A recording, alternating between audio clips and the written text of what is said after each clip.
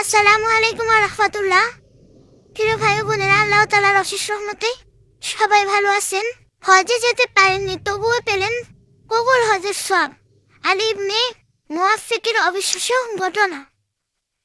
কল্পনা করুন, 6 লক্ষ মানুষ হজ করতে গেলেন, কিন্তু আল্লাহর কাছে সবচেয়ে সম্মানিত হলেন এমন একজন ব্যক্তি যিনি মক্কায় যেতে পারেননি।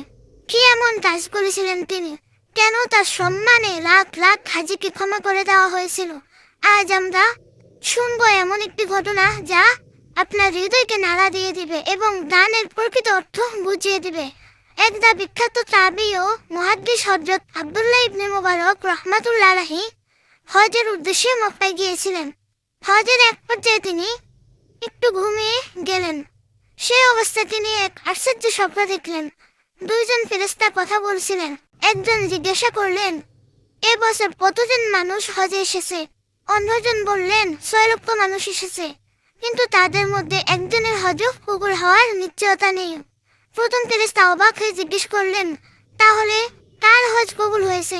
উত্তরে বলা হলো, দামেস্কের এক ব্যক্তি আলী ইবনে মুআফিক। তিনি হজে আসতে পারেননি, কিন্তু আল্লাহ তার হজ কবুল করেছেন এবং তার সম্মানে অন্যদেরকেও ক্ষমা করে দিয়েছেন। স্বপ্ন ভেঙে যাওয়ার পর আব্দুল্লাহ ইবনে মুবারক রাহমাতুল্লাহ আলাইহি বিস্মিত হয়ে গেলেন। তিনি সিদ্ধান্ত নিলেন, যে করেই হোক এই মানুষটির সঙ্গে দেখা করবে। দীর্ঘ সফর শেষ করে তিনি দামেস্কে পৌঁছে খোঁজ করে আলী ইবনে মুআফিককে খুঁজে পেলেন।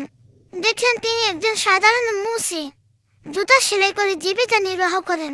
আব্দুল্লাহ ইবনে মুবারক রাহমাতুল্লাহ আলাইহি পুরো স্বপ্নের ঘটনা শুনিয়ে তাকে জিজ্ঞাসা করলেন, ভাই, আপনি এমন কি আমল করেছেন যার কারণে আল্লাহ আপনাকে এত বড় মর্যাদা দিলেন? এ কথা শুনে আলী ইবনে মুআফিক অজ্ঞান হয়ে গেলেন। কিছুক্ষণ পর জ্ঞান ফিরে এলে তিনি কান্না ভেজা কণ্ঠে বলতে শুরু করলেন, 30 বছর ধরে আমার একটাই স্বপ্ন ছিল, আমি হজে যাব।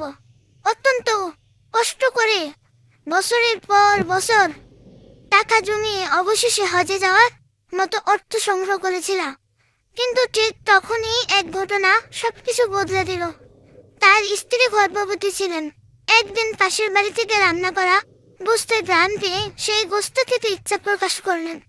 স্ত্রীর অনুরোধে তিনি প্রতিবেশীর কাছে গেলেন, কিন্তু সেখানে গিয়ে এমন এক দৃশ্য দেখলেন যা তার হৃদয়কে ভেঙে দিল। এক বিধবা মহিলা কাঁদতে কাঁদতে বললেন, ভাই, 7 দিন ধরে আমি আর আমার সন্তানেরা না খেয়ে আছি।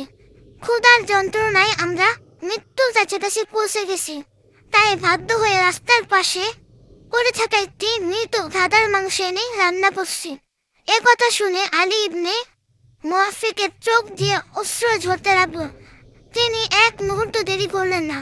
বাড়িতে ফিরে হজের জন্য জমানো সমস্ত অর্থ এনে সেই বিধবা মহিলার হাতে তুলে দিলেন এবং বললেন, এই টাকাগুলো দিয়ে আপনার সন্তানদের বাঁচান। আজ এটাই আমার হজ। প্রিয় ভাই ও বোনেরা, আলী ইবনে মুআফিক কাবা শরীফে যেতে পারেননি, তাওয়াফ করতে পারেননি, আরাফার ময়দানে দাঁড়াতে পারেননি, কিন্তু তিনি একটি ক্ষুধার্ত পরিবারকে বাঁচিয়েছিলেন। আর সেই আন্তরিকতা, সেই ত্যাগ, সেই ধ্যান আল্লাহর দরবারে এত প্রিয় ছিল যে আল্লাহ তাকে কবুল হজের মর্যাদা দান করেছিলেন। আমরা অনেক সময় বড় বড় ইবাদতের স্বপ্ন দেখি, কিন্তু হয়তো আমাদের আশেপাশে এমন কেউ আছে যারা ক্ষুধা মেটানো, কষ্ট দূর করা বা সাহায্যের হাত বাড়িয়ে দেওয়া আল্লাহর কাছে আরো বেশি প্রিয় হয়ে যেতে পারে। মনে রাখবেন, আল্লাহ শুধু আমলের পরিমাণ দেখেন না, তিনি দেখেন হৃদয়ের ইখলাস ও নিয়ত। আল্লাহ তাআলা আমাদেরকে আন্তরিকভাবে দান করার, অসহায় মানুষদের পাশে দাঁড়ানোর এবং ইখলাসের সঙ্গে আমল করার তৌফিক দান করেন। আমিন।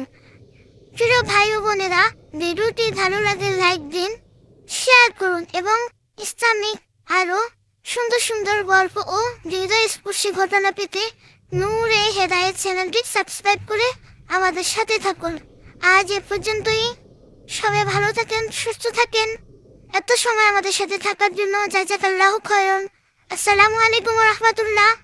আল্লাহ হাফেজ।